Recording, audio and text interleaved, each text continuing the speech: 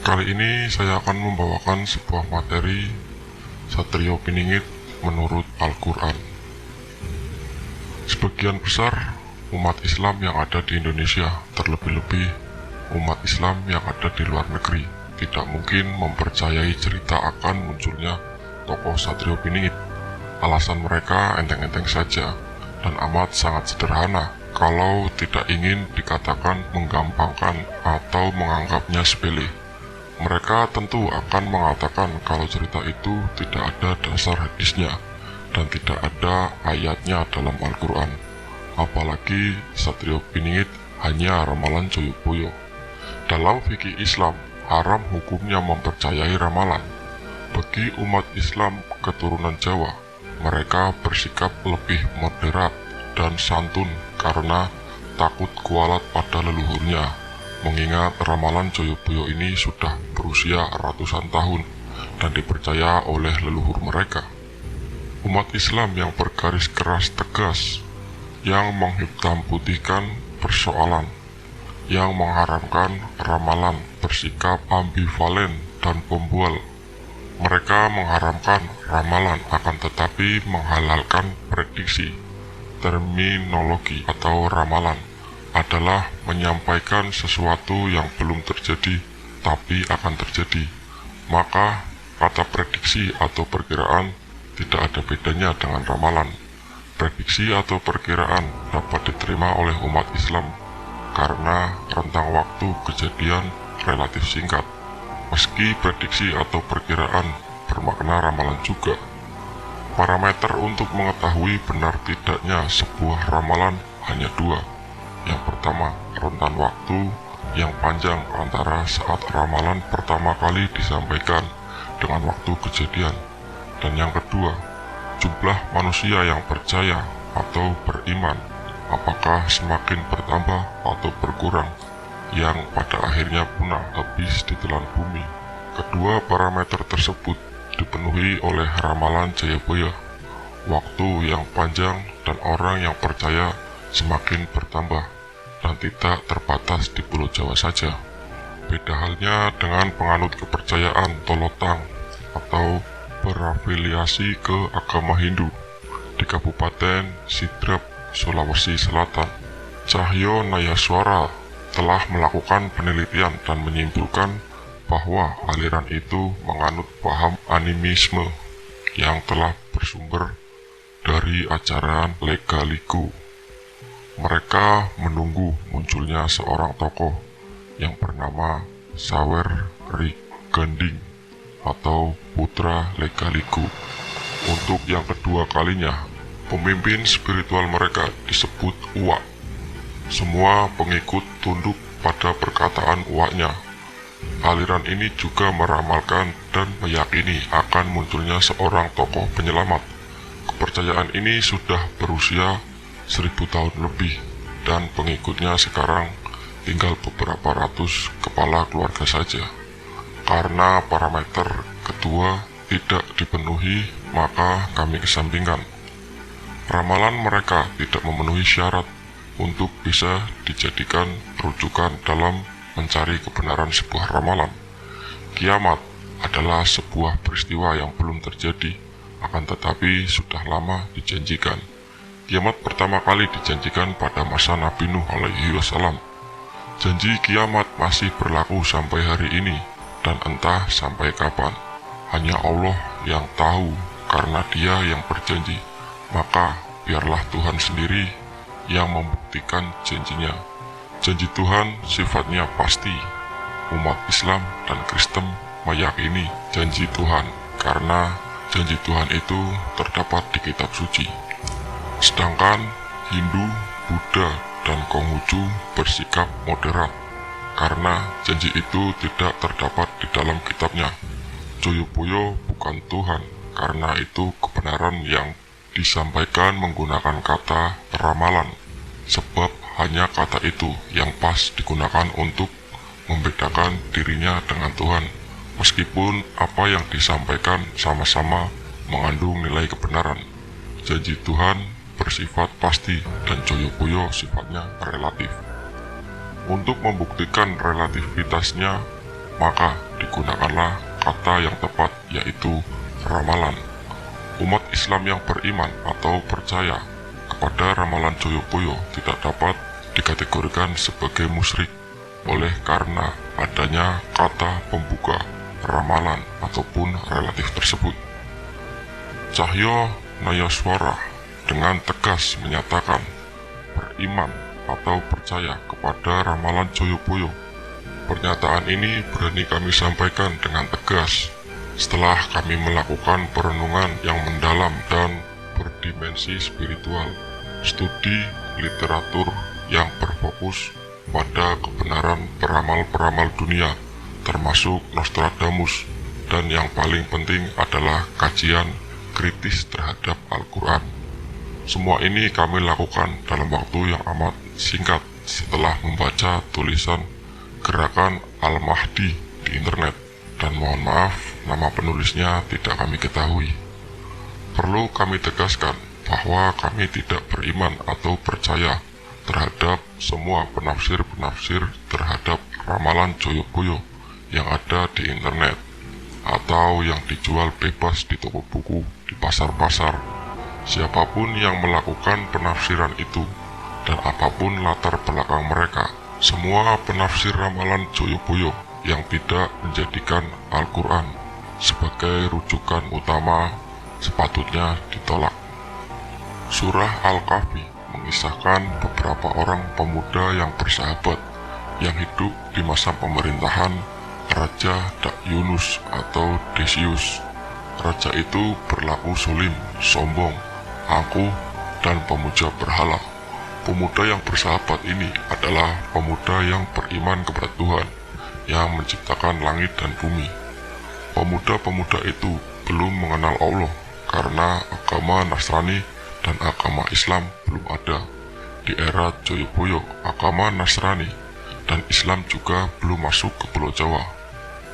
Raja memanggil pemuda bersahabat itu karena mereka tidak mau menyembah atau disembah oleh raja dan seluruh rakyat dalam kerajaan. Di hadapan raja, Allah meneguhkan hati mereka, dan kami telah meneguhkan hati mereka di waktu mereka berdiri. Lalu mereka berkata, Tuhan kami adalah Tuhan langit dan bumi. Kami sekali-kali tidak menyeru Tuhan selain Dia. Sesungguhnya kami kalau demikian telah mengucapkan perkataan yang amat jauh dari kebenaran. Kaum kami ini telah menjadikan selain Dia sebagai Tuhan-Tuhan untuk disembah. Mengapa mereka tidak mengemukakan alasan yang terang? Siapa yang lebih zalim dari orang-orang yang mengada-ngadakan kebohongan terhadap Allah? Agar keyakinan pemuda-pemuda itu tidak dicemari oleh keyakinan yang dianut orang-orang di sekitarnya, maka salah satu dari mereka mengusulkan untuk berlindung di dalam gua. Berlindung dapat ditafsirkan sebagai bersembunyi.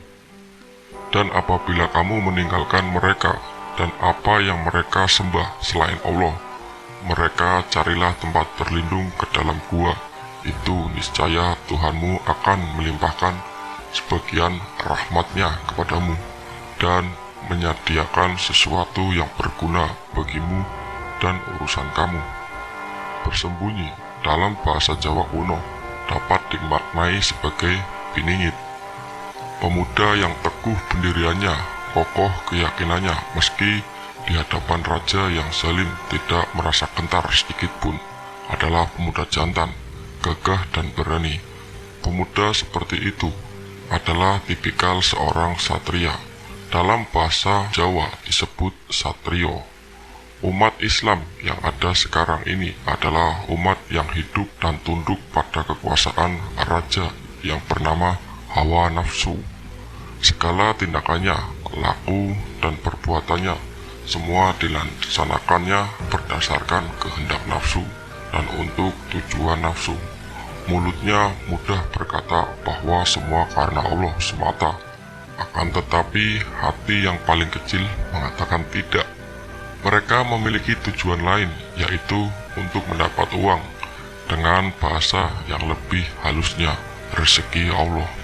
Hal itu tidak dilarang dalam agama, malah dianjurkan dengan tujuan agar umat Islam bisa hidup sejahtera dan berkecukupan, kemudian membagi rezekinya dalam bentuk zakat dan sedekah.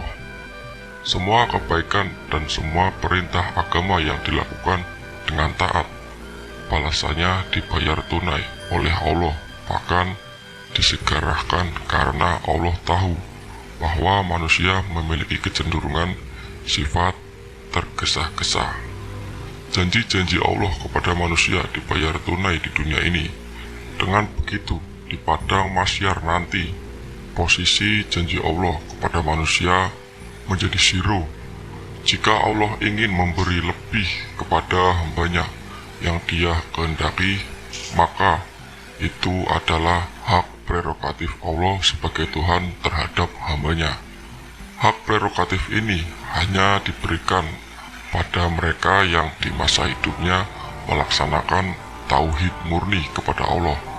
Orang yang akan melaksanakan tauhid murni adalah orang yang setiap perkataannya dan setiap perbuatannya bukan atas keinginan dirinya, akan tetapi murni atas kehendak Allah dan di bawah pengawasan Allah. Orang-orang yang melaksanakan tauhid murni kepada Allah memiliki mental dasar sebagai seorang ksatria, karena mereka ditetapkan di dalam sebuah arena perjuangan untuk membawa misi Allah. Seluruh nabi dan rasul, jika tidak memiliki mental ksatria, tidak akan mungkin bisa bertahan menghadapi semua tantangan yang berat. Apa yang mereka laksanakan bukan untuk kebaikan dirinya, akan tetapi untuk Allah semata. Meskipun mereka adalah ksatria-ksatria Allah, akan tetapi mereka tidak bisa dikatakan sebagai ksatria biningit, karena mereka tidak disembunyikan. Malah sebaliknya, mereka dipersaksikan atau diperlihatkan kepada manusia agar bisa diceritakan, dipanuti, dan diteladani. Yang dimaksud dengan sunatullah adalah hukuman Allah, yaitu hukum sebab akibat. Hukum sebab akibat berjalan berdasarkan hukum Allah, yaitu hukum keseimbangan. Bila ada ksatria Allah yang diperlihatkan atau disaksikan ataupun diketahui oleh manusia, maka pasti ada ksatria Allah yang disembunyikan. Asas hukum sebab akibat dan asas hukum keseimbangan telah dipenuhi karena Allah selalu menaati hukumnya sendiri. Manusia atau umat Islam yang mengikuti ksatria Allah yang diperlihatkan atau dipersaksikan, yaitu Nabi Muhammad, maka kebaikan amal baik segera dibalasnya di dunia ini. Keburukannya amal buruk ditangguhkan setiap pengikut itu meninggal dunia. Berbeda halnya dengan manusia yang ditakdirkan mengikuti ksatria Allah yang disembunyikan. Pengikut ini akan mengalami ujian dan cobaan berat terlebih dahulu, baru bisa mendapatkan kebaikan. Kebaikan itu akan didapat sejak hidupnya di dunia ini hingga kehidupannya di hari kiamat.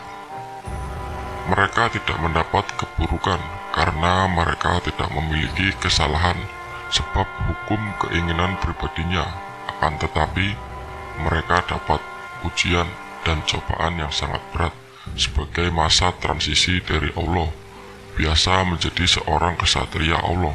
Ksatria-ksatria Allah yang disembunyikan inilah yang dinamakan Ashabul Kahfi. Atau kamu mengira bahwa orang-orang yang mendiami gua dan mempunyai rokim itu, mereka termasuk tanda-tanda kekuasaan kami yang mengherankan? Ingatlah, tak kala pemuda-pemuda itu mencari tempat berlindung ke dalam gua, lalu mereka berdoa, "Wahai Tuhan kami, berikanlah rahmat kepada kami dari sisimu, dan sempurnakanlah bagi kami petunjuk yang lurus dan urusan kami ini." Maka kami tutup telinga mereka beberapa tahun dalam gua itu. Kemudian kami bangunkan mereka agar kami mengetahui manakah di antara kedua golongan yang itu lebih dalam menghitung berapa lamanya mereka tinggal di dalam gua itu. Kami ceritakan kisah mereka kepadamu dengan sebenarnya. Sesungguhnya mereka itu adalah pemuda-pemuda yang beriman kepada Tuhan, dan kami tambahkan kepada mereka petunjuk. Para mufasirin atau ahli tafsir berselisih pendapat dengan mengartikan kata rokim pada ayat 9. Sebagian mengartikan rokim adalah nama anjingnya, dan sebagian mengartikan batu bertulis.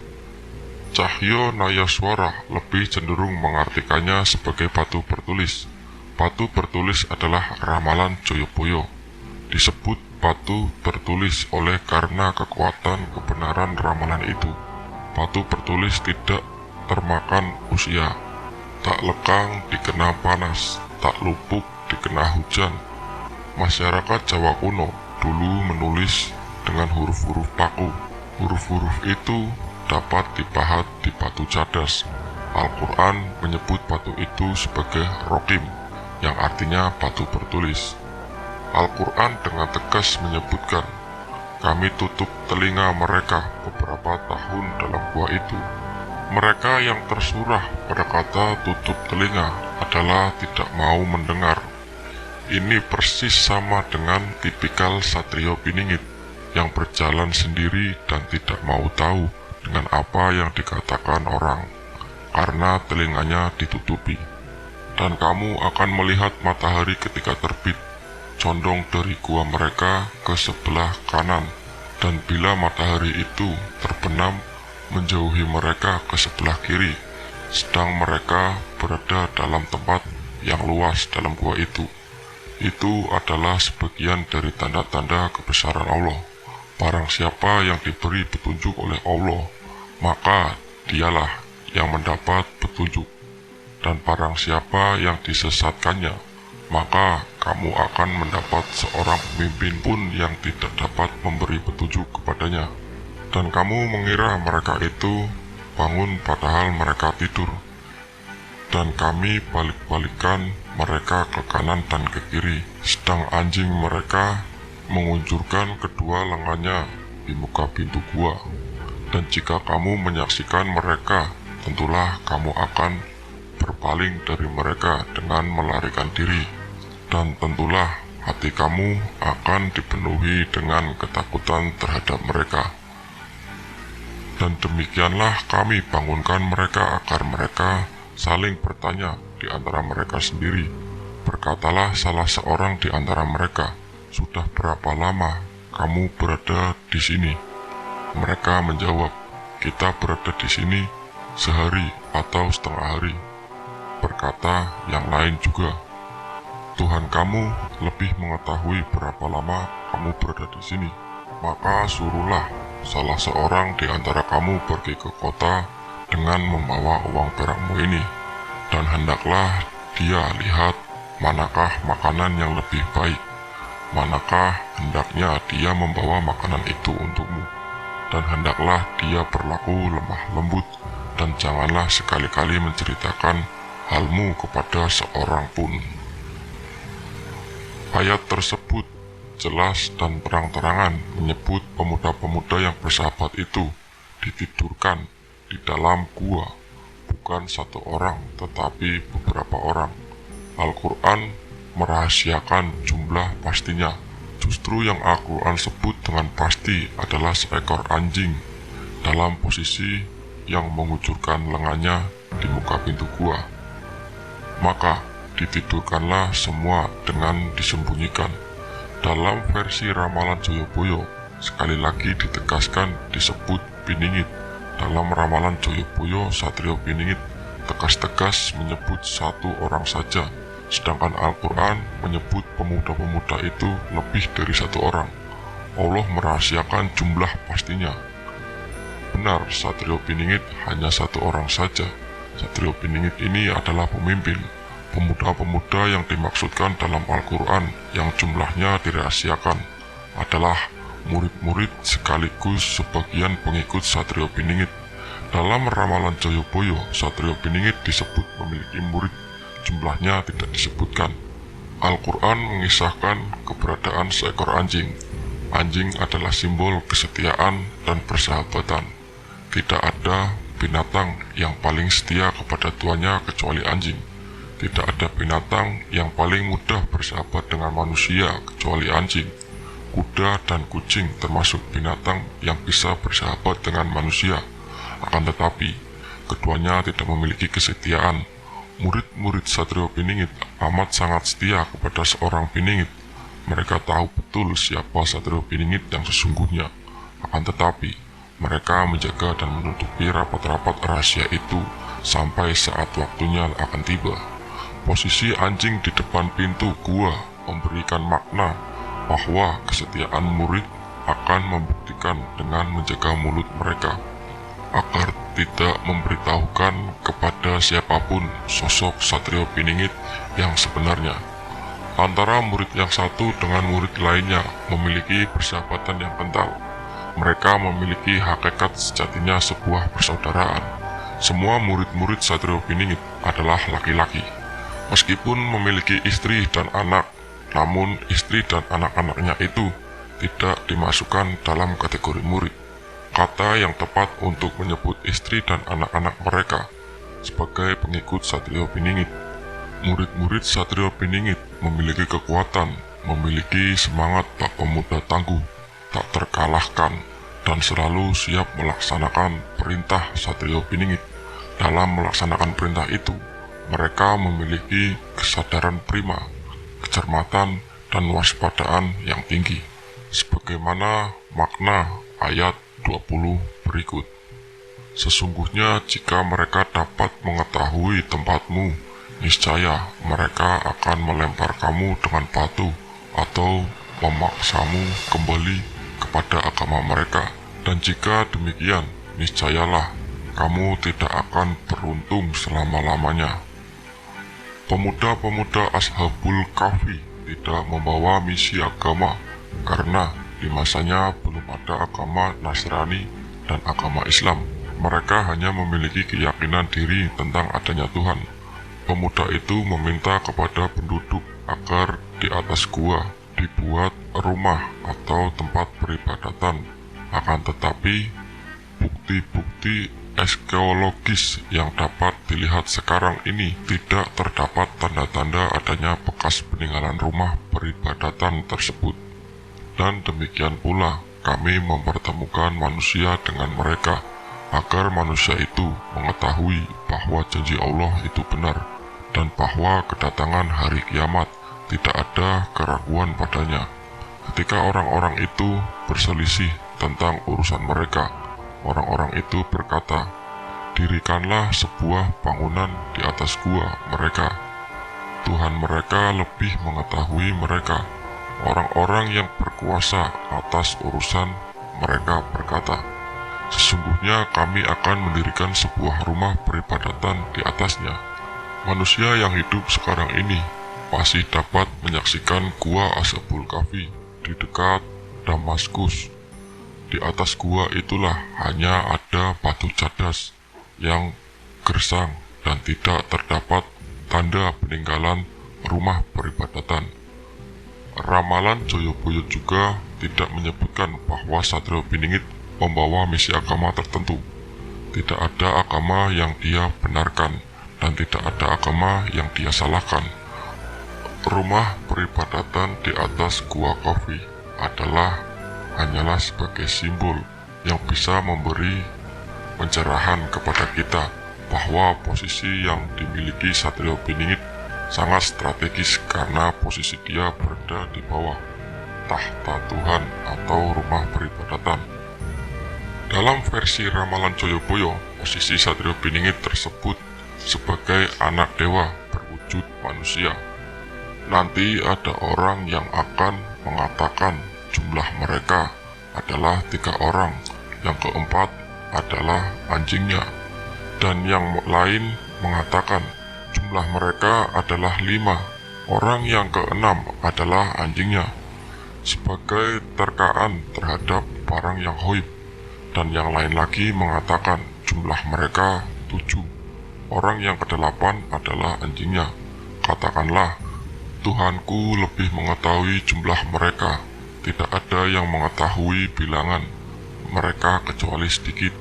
Karena itu, janganlah kamu, Muhammad, bertengkar tentang hal mereka, kecuali pertengkaran lahir saja. Dan janganlah kamu menanyakan tentang mereka, pemuda-pemuda itu, kepada seorang pun di antara mereka. Al-Quran tidak menjelaskan berapa jumlah Ashabul Kahfi yang sebenarnya. Al-Quran hanya menyebut angka-angka ganjil 3, 5, dan 7. Adapun anjing disebutkan pada posisi angka yang genap 4, 6, dan 8. Ramalan Joyoboyo juga tidak menyebutkan berapa jumlah murid Satrio Piningit yang sebenarnya. Al-Quran merahasiakan, Joyoboyo juga merahasiakan. Yang mengetahui jumlah yang sebenarnya adalah Satrio Piningit itu sendiri dan murid-muridnya itu. Anjing adalah simbol kesetiaan pada sang guru.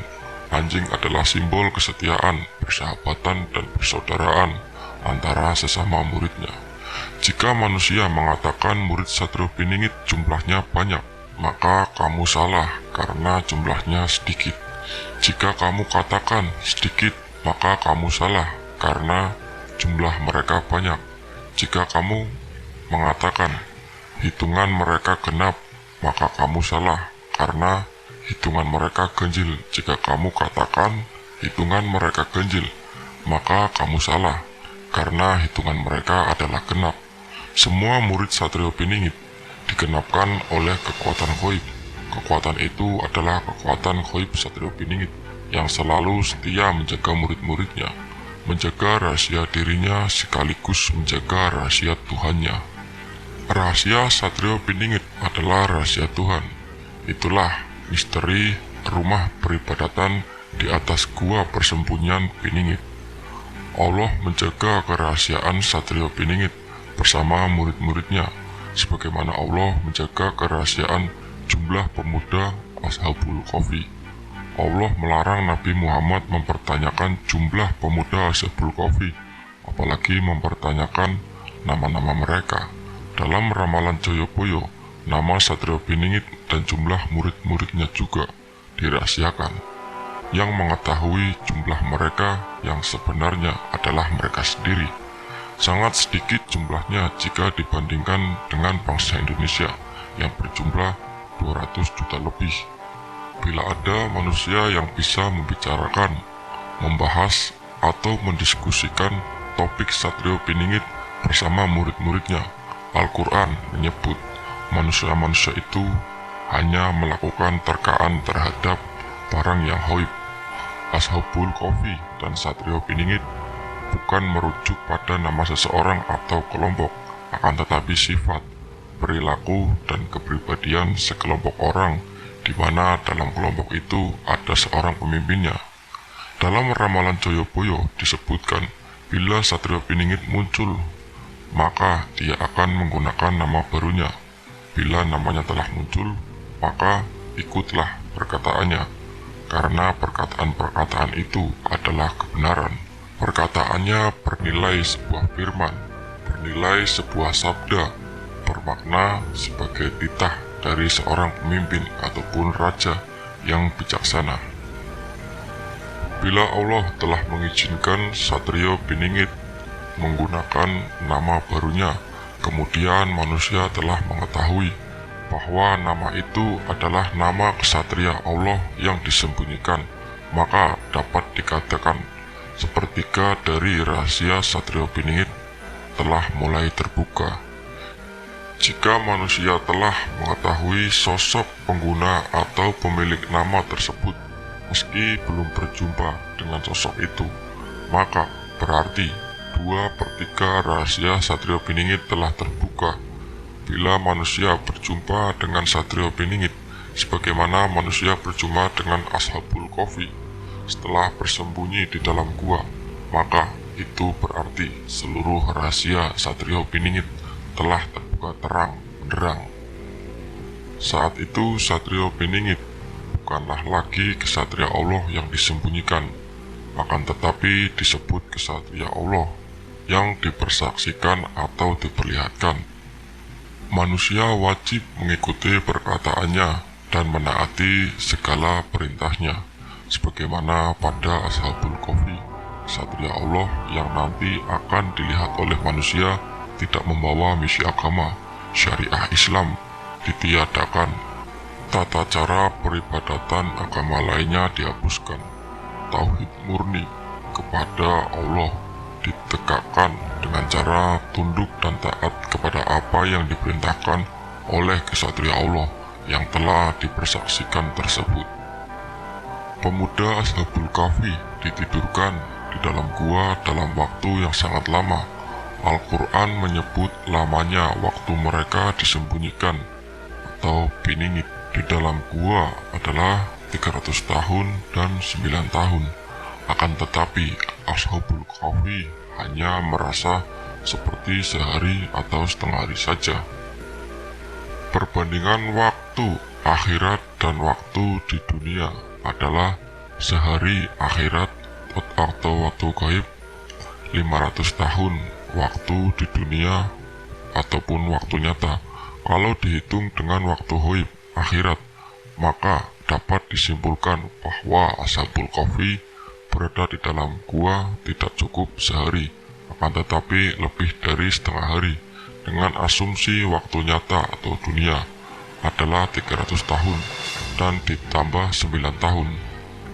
Maka benarlah apa yang disebut dalam ramalan Joyoboyo, bahwa Satrio Piningit mengenal baik leluhur kalian, tahu semua kejadian masa-masa lalu seakan-akan dia ada saat kejadian itu. Saat ini disebabkan karena Satrio Piningit menggunakan dua waktu, yaitu waktu gaib dan waktu nyata, yang perbandingannya sehari berbanding 500 tahun. Ramalan Joyoboyo sudah berusia 500 tahun lebih, akan tetapi selalu segar dalam ingatan, seakan-akan Sabdo Palon Noyo Genggong baru mengucapnya kemarin siang. Perasaan itu benar karena hitungannya menggunakan waktu gaib. Perasaan seperti itulah yang dirasakan oleh Ashabul Kahfi. Sangat beralasan jika manusia tidak dapat mengetahui apalagi menemukan sosok Satrio Piningit yang sebenarnya, sebab manusia hanya menggunakan waktu nyata. Meskipun Satrio Piningit hidup di zaman kita, di zaman modern ini, berada di sekitar kita, menyaksikan kita menggunakan semua kecanggihan-kecanggihan teknologi yang kita gunakan, dan juga menggunakan waktu nyata sebagaimana kita gunakan. Akan tetapi jika dia sudah merasakan ada manusia yang telah sampai pada tingkatnya, meraba-raba dirinya, belum mengetahui apalagi menemukan, maka dengan sekejap mata dia masuk ke dalam dimensi waktu gaib. Di waktu gaib itulah tempat persembunyian Satrio Piningit. Dia memingit diri di dalam waktu gaib. Wajar, logis, dan rasional jika manusia tidak dapat mengetahuinya, apalagi menjumpainya. Ramalan Joyoboyo menyatakan Satrio Piningit bersenjata Trisula Weda, memiliki ilmu sakti mandraguna. Artinya tiga adalah bilangan ganjil. Al-Quran juga menyebut angka 300. Tentu ini ada hubungannya, mengingat angka 0 adalah bilangan tak terhingga, maka disebut sakti mandraguna karena kekuatannya tak terhingga. 300, 3 sama dengan Trisula, dan 00 sama dengan sakti mandraguna atau tak terhingga. Tahun dan ditambah 9 tahun lagi. Bisa saja Al-Quran menyebut 309 tahun, akan tetapi yang dikatakan adalah 300 untuk memberi penerkaan bahwa itulah senjata Trisula Weda, dan ditambah 9 untuk memberi penerkaan bahwa 9 itu adalah angka pemilik senjata, yaitu Satrio Piningit. Bilangan asli adalah 1, 2, 3, 4, 5, 6, 7, 8, dan 9. Bilangan tak terhingga adalah 0, dan bilangan genap adalah 2, 4, 6, dan 8. Bilangan ganjil adalah 1, 3, 5, 7, dan 9. Semua bilangan-bilangan ini disebutkan dalam Ashabul Kahfi yang dapat dimaknai sebagai berikut. Yang pertama, bilangan ganjil. 1 adalah Tuhan, 3 adalah Satrio Piningit dan murid-muridnya atau Ashabul Kahfi, 5 adalah Satrio Piningit dan murid-muridnya, 7 adalah Satrio Piningit dan murid-muridnya, dan yang terakhir 9 adalah Satrio Piningit sebagai pemimpin. Dan yang kedua, bilangan genap. 4 adalah kesatria, persahabatan dan persaudaraan atau anjing Ashabul Kahfi. 6 adalah kesetiaan, persahabatan dan persaudaraan atau anjing Ashabul Kahfi.